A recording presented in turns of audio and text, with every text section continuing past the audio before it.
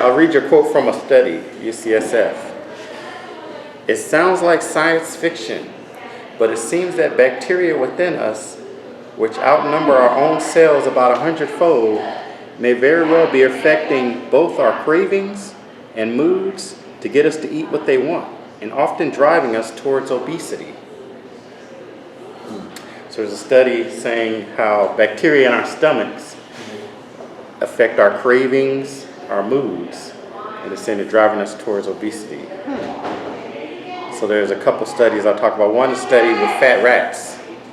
So they took the bacteria out of a overweight human being, put it into fit rats, and within 4 months, the rats became overweight and depressed. Wow. And they took these two twins. One was thin, one was overweight. They took the bacteria from both of them, put them in the rats. The one they put the bacteria from the thin twin, the rat stayed fit. The overweight twin, they put the bacteria in them, and those rats became overweight. So it's the bacteria controls your craving to eat, or they influence it, your bacteria. They control your cravings, they control addictions, they can impact obesity, alcoholism, and your sex drive. Because in our stomach we have a whole ecosystem of things. We have bacteria, we have fungus, we have viruses, we have candida, and they're supposed to be there, but sometimes bad ones get in, viruses. That's why we're here. Bad virus, and it's in your stomach that they impact. So there's another study with crickets. Crickets was a virus, IIV-6, I don't know, virus. So it's a sexually transmitted disease among crickets. So the crickets, when they have sex, they transmit this virus to each other, and it turns their insides blue and kills them. But the way it works is the crickets have a courtship ritual. So when it's mating season, one cricket will go and the male cricket will court the female cricket, and he'll try to get her to mate with him. So after they're together for around 10 hours, the cricket will start singing a song. Then the female cricket will get attracted to him and come over. But when they're affected by the virus, it would not 10 minutes. So it would take them 10 minutes to start singing a song. But when they're affected by the virus, they would do it in 3 minutes. So the virus increased their sex drive, and when they had sex, that's how it propagated itself. So viruses can impacted your sex drive. And once inside of the cricket, it shut down the equivalent of their white blood cells, so the rest of their body wouldn't know that there was something going on, and it wouldn't react to it. So there are a lot of things in us that the bacteria are controlling, and so it's also the same with our sex drive and hunger. So if you think about the fact that when you get sick sometimes, you lose your sex drive and you lose your appetite. You can lose your sex drive and your appetite when you get sick. And that's because the way bacteria work are bacteria, they're doing beneficial things to us. They're creating, some of them create vitamins, they create thiamine, vitamin B12, they create beneficial things, but they also send signals. So they send stimuli to the brain. They send stimuli to the brain, and a lot of their systems look like our cell system. So they send stimuli to the brain, so a lot of our cravings and what we want to eat are coming from bacteria. That's how you acquire a taste. You're eating a lot of them food, you get the bacteria that's in it, and they start to get it, so they want to replicate themselves, but they send signals. So your brain doesn't originate your thoughts, your brain processes your thoughts. So it's your 5 senses are sending signals, your eyes, your hearing, your mouth, your taste. They're all sending signals to the brain, and it's processing it. And the same bacteria send signals when you're sick. That's how. So when you're sick, your body says, "Hey, we've been hijacked.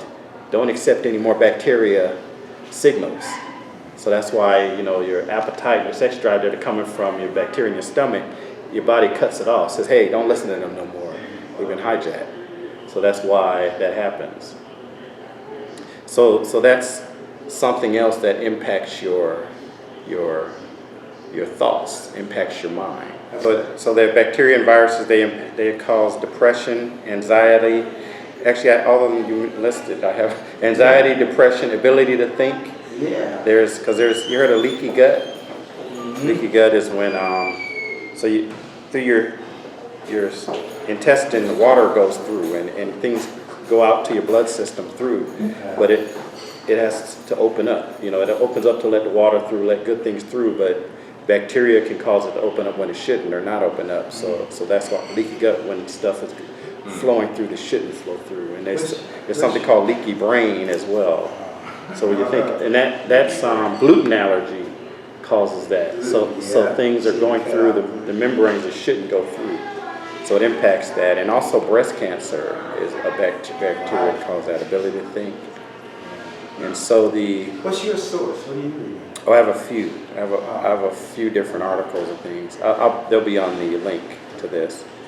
But I've been looking at this for a while. So a bunch. And there was a PhD professor studying this. I went and watched the talk from. But so what your bacteria is supposed to do is your brain listens to it. It has your ion channels are the same as your nerves, so it sends signals. What you should eat, but it could interfere with it. The bacteria produce enzymes, biotin, vitamins, folic acid, thiamine. So there's good causes for it. So it's symbiotic. So a lot of things we couldn't digest without bacteria. So a lot of stuff that we eat, like milk, we can't actually digest it. The bacteria in us is what digests it. So you need bacteria, but when bad ones, the good kind. So that's why. And now that the science is finally learning this stuff and figure it out, now all of a sudden you got probiotics everywhere. That's why now they've discovered all of this. Like, hey, there's reasons. So probiotics are like, okay, get the good bacteria. Yeah, the guy who I saw preach, he said, don't take any of them. Yeah, I don't know. I've heard that too. But so also though, since a lot of our functions, I read one article that was saying he was saying all ailments are caused by bacteria. He was saying all ailments in the body are caused by bacteria. I don't know. I have to look at that article again. But anyway, but it definitely impacts a lot of our cravings, obesity, a lot of the lust of the flesh is caused by bacteria and things in us.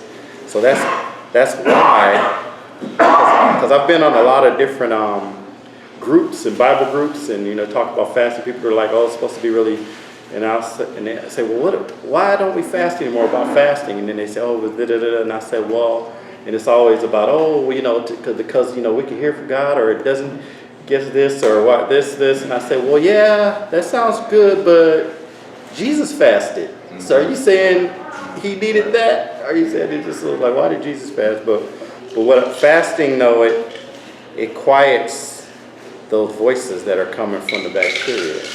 So fasting will quiet the voices of the bad bacteria. So I think it helps balance your ego system, slanted towards the good bacteria.